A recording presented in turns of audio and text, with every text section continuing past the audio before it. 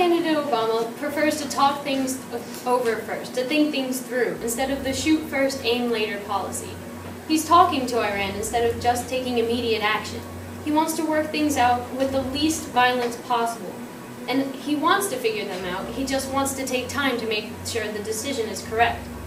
As far as Obama is concerned, the war on terror is over, at least in Iraq. And torture is never acceptable under any circumstances, according to our American beliefs and morals. He believes that torture creates enemies and doesn't defeat them. It only gets us bad info and not good intel. He prefers a peaceful, less violent approach as a true diplomat. On the issue of nuclear proliferation, of course he's working against nuclear terrorism. Obama declares it's our country's moral responsibility to act in transforming our planet into one free of nuclear weapons. And for this reason, he hosted the Nuclear Security Summit and signed the New START treaty with Russia, which reduced the nuclear stockpiles in the US and in Russia.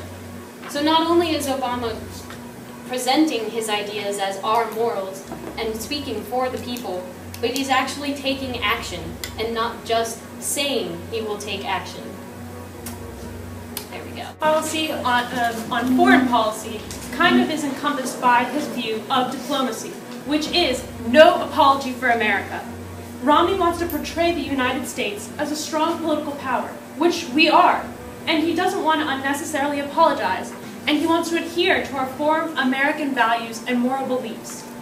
Romney's stance on nuclear proliferation comes from other countries' refusal to follow UN sanctions and acts. Romney wants all countries to have the same amount of nuclear arms. Russia, Iran, and North Korea, however, don't follow these sanctions, and therefore, Romney wants to take urgent action against them.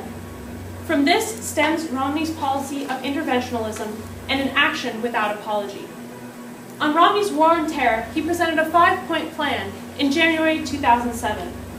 He wants to exclude Iran from the international community.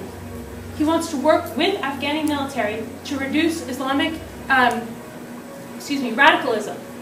He wants to destroy the Taliban and bring the war to a close and keep the burden from passing to another political candidate. Romney's policy is all or nothing, go big or go home, and therefore it encompasses America's values.